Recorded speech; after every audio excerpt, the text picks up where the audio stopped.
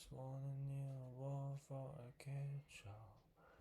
And I swear too much on the regular. If it ain't like so, then you gotta go. If it ain't like so, then you gotta go. I just want a new war for the kids show.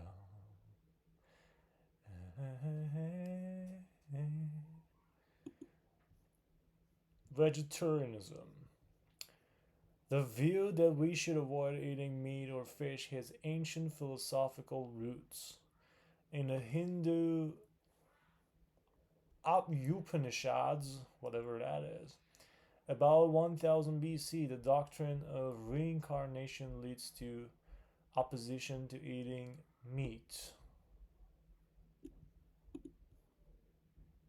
Buddha taught compassion for all sentient creatures. Buddhist monks were not to kill animals nor to eat meat unless they knew that the animal had not been killed for their sake. Jains hold to ashima or nonviolence toward any living creature and accordingly do not eat meat.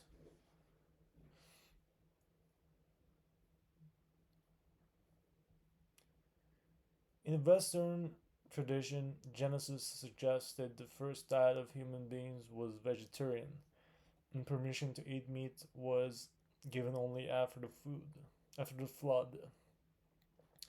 After that, vegetarianism gains little support from either the Jewish or Christian scriptures or from Islam.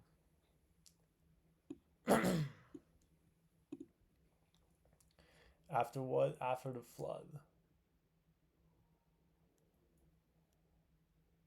Only after the flood. Philosophical vegetarianism was stronger in ancient Greece and Rome.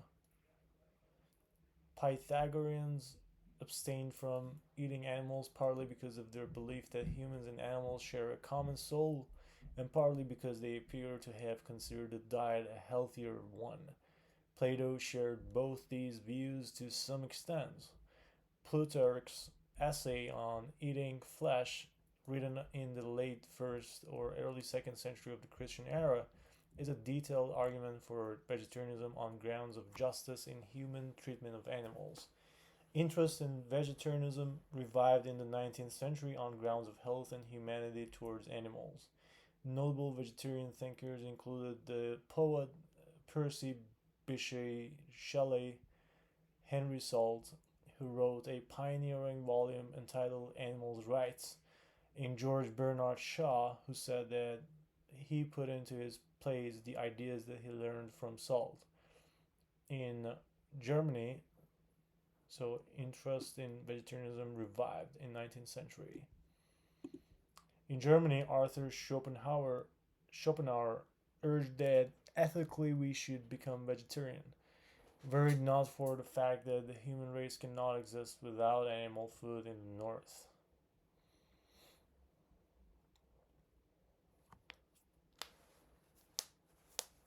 Since the 1970s, vegetarianism has gained strength from three major lines of argument: health, ecology, and concern for animals.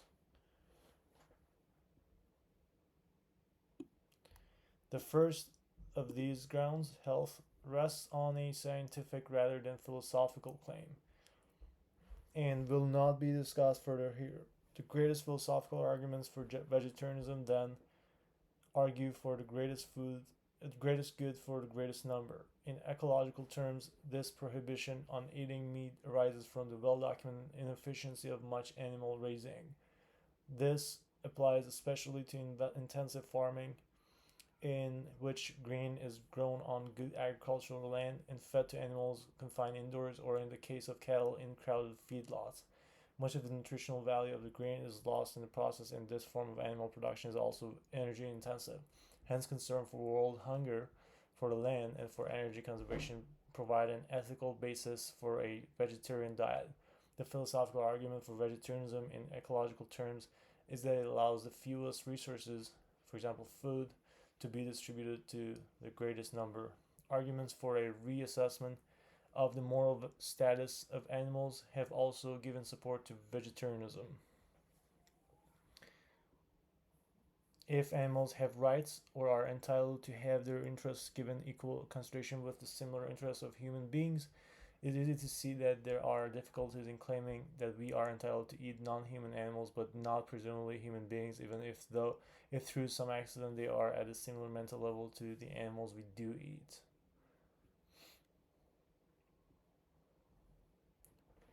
It is easy to see that there are difficulties. So if animals have rights or are entitled to have their interests given equal consideration with the similar interests, it is easy to see that there are difficulties. There are difficulties in claiming that we are entitled to eat. So we should not claim that. These ethical arguments for vegetarianism may be based on the view that we violate the rights of animals when we kill them for our food, or on the more utilitarian grounds that in raising them for our food, we cause them more suffering than we gain by eating their flesh. If the good of animals is allowed to factor into the greatest good, then we have to avoid eating them.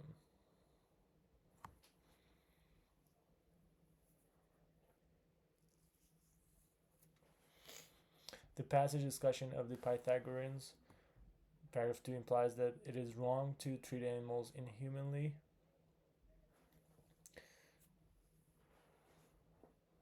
partly because of their belief that humans and animals share a common soul, and partly because they appear to have considered the diet a healthier one. Treat animals inhumanly. Treat animals inhumanly. Treat humans like they are animals. Nope. Kill living things. Nope. Kill something with a human-like soul. Yes.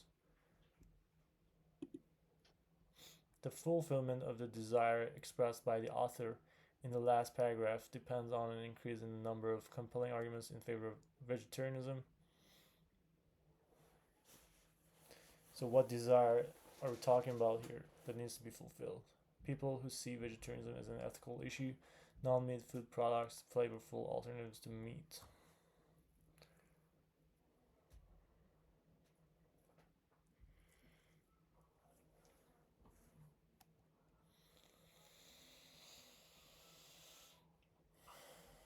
Sorry, my eyes are burning, and I just need to take a moment to fix that. I think it's because looking at the screen for too much. Anyway, back to the desire that needs to be fulfilled. It's discussed by the author. Arguments for reassessment for the moral status of animals have also given support to vegetarianism. If animals have rights, there are difficulties. These ethical arguments for vegetarianism may be based on the view that we violate the rights of animals when we kill them for our food, or on the more utilitarian grounds than in raising them for our food. We cause them more suffering than we gain by eating their flesh. If the good of animals is allowed to factor into the greatest good, then we have to avoid eating them. So the fulfillment of the desire expressed by the author in the last paragraph depends on increasing the number of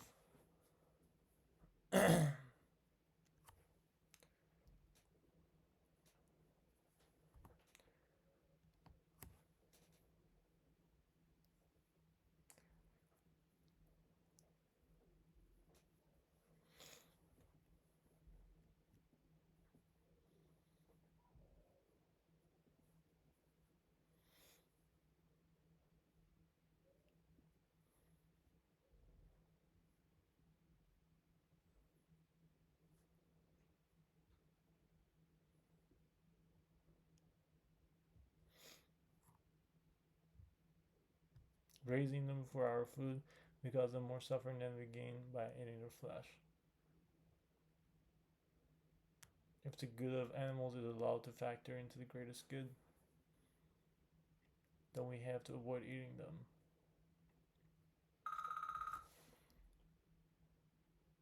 The fulfillment of the desire.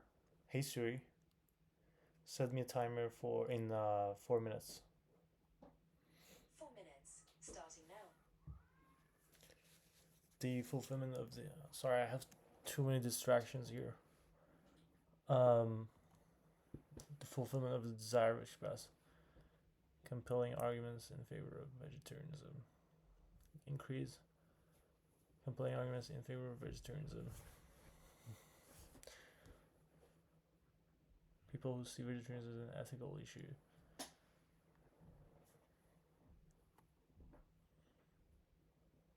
Non-meat food products. Pure food alternatives to meat.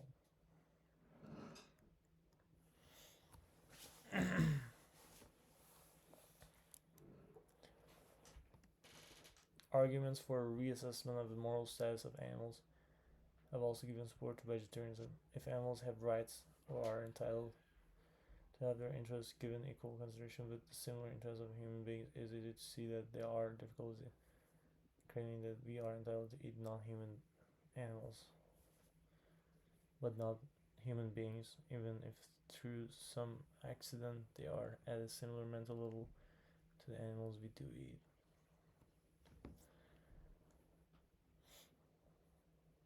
These ethical arguments for vegetarianism may be based on the view that we violate the rights of animals when we kill them for our food.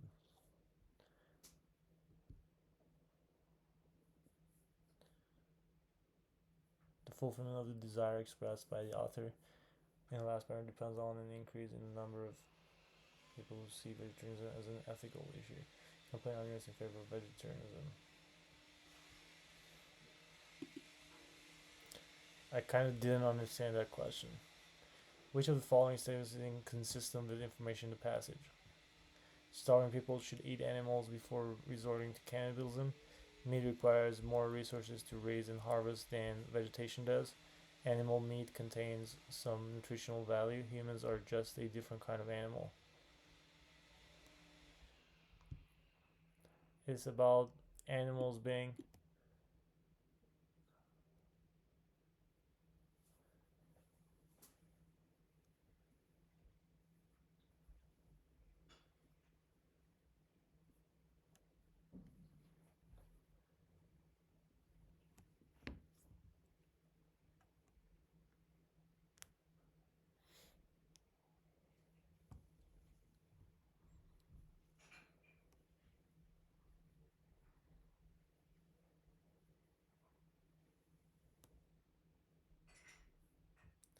the greatest philosophical arguments for vegetarianism, then argue for the greatest good for the greatest number.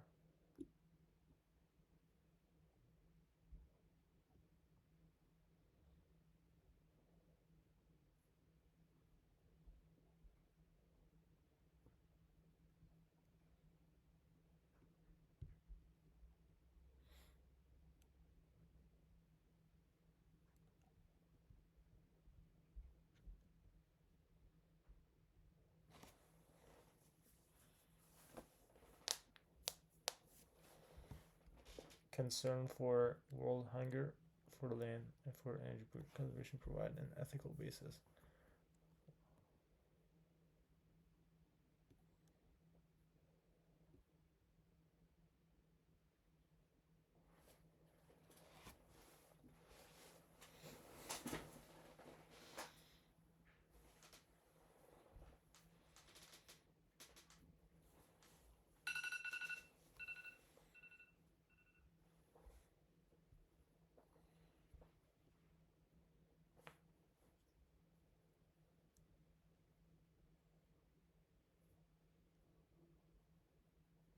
Nowhere in the passage we talk about animal meat containing some nutritional value. It's like irrelevant. When it says inconsistent, should bring some points from the passage and kind of oppose it.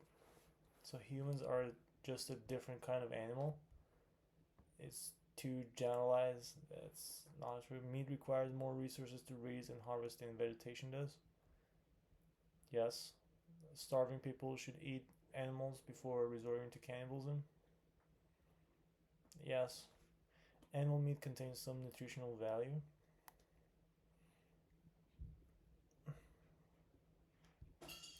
A reasonable expectation for someone who accepts Schopenhauer views on diet would be that.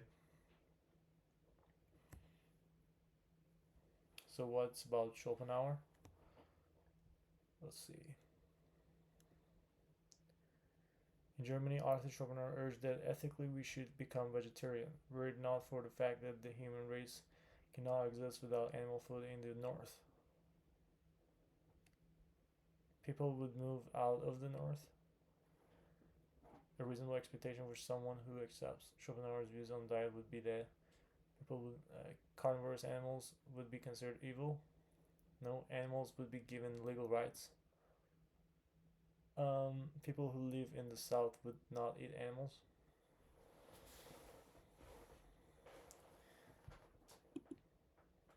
People would move out of north.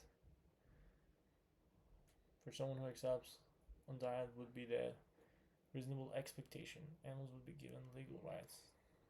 Like the point is about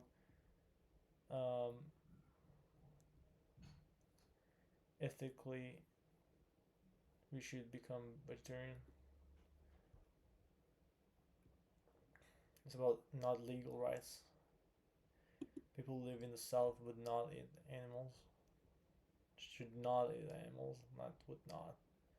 That's close enough. Carnivorous animals would be considered evil. Nope. People would move out of north.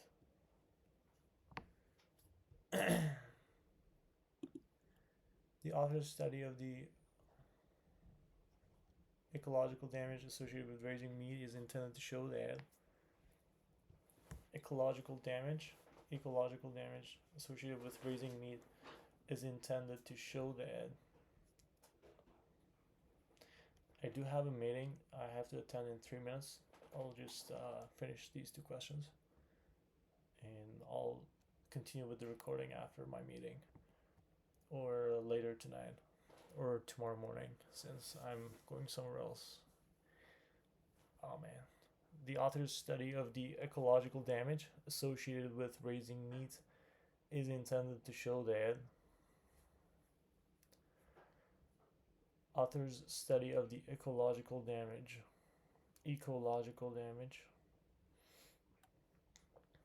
Raising is intended to show that. Okay. Inequality, this prohibition on eating meat arises from the well-documented efficiency of much in animal raising. The greatest argument for vegetarian then argue for the greatest good for the greatest number. Insufficiency of much animal raising. This applies especially to intensive farming in which grain is grown on. Much of the nutritional value of the grain is lost in the process, and this form of animal production is also energy intensive. Hence, concern for world hunger, for land, and for energy conservation provide an ethical basis for a vegetarian diet. There are other ways of raising highly nutritious food. There is a philosophical logic to vegetarianism. Meat is not economically accessible to most people.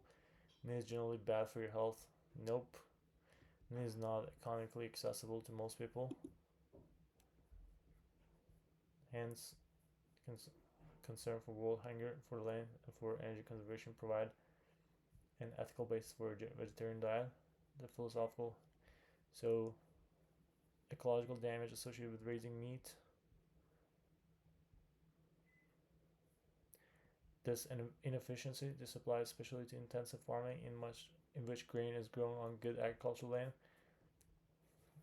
and fed to animals confined indoors, where in the case of cattle in crowded feedlots, much of the nutritional value of the grain is lost in the process, and this form of animal production is also energy intensive.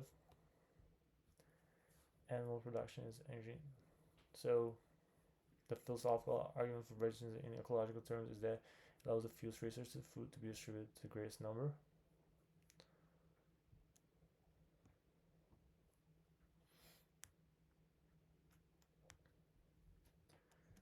Ecological damage is intended to show that there are other ways of raising highly nutritious food. There is a philosophical logic to vegetarianism.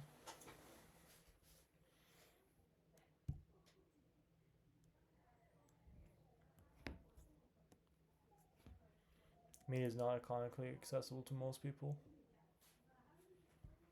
Based on the passage, it is reasonable to conclude that morality is significantly affected by how much the moral issue affects us, what we believe we deserve to have, the effects of our actions on others, our intentions more than our actions. Is significantly affected by the effects of our actions on others.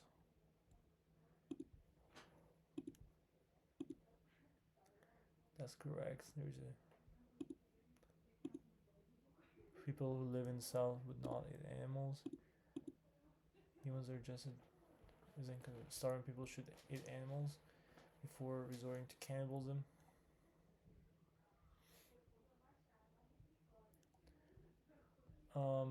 While there's a brief mention of eating humans, or more precisely, something inconsistent with the information in the passage, the main idea was best philosophical arguments for vegetarianism argue for greatest good for the greatest number. That's what I highlighted for the main idea. While starving people shouldn't eat animals before resorting to cannibalism, while inconsistent with the passage presents a situation in which people should eat animals, which goes against the main argument of the passage, which is all about the philosophical reasons why people should not eat animals. Humans are just a different kind of animal. At a couple points in the passage, there are allusions to the idea that humans are just a different kind of animal. Paragraph 2, Pythagoreans believe that. And paragraph 5, the author's argument blurs or begins to raise the line dividing humans from animals. People who see vegetarianism as an ethical issue. Expressly depends on the increase in people who see vegetarianism as an ethical issue. The fulfillment of the desire expressed by the author in the last paragraph depends on the increase in the number of people who see vegetarianism as an ethical issue. Can play arguments in favor of vegetarianism.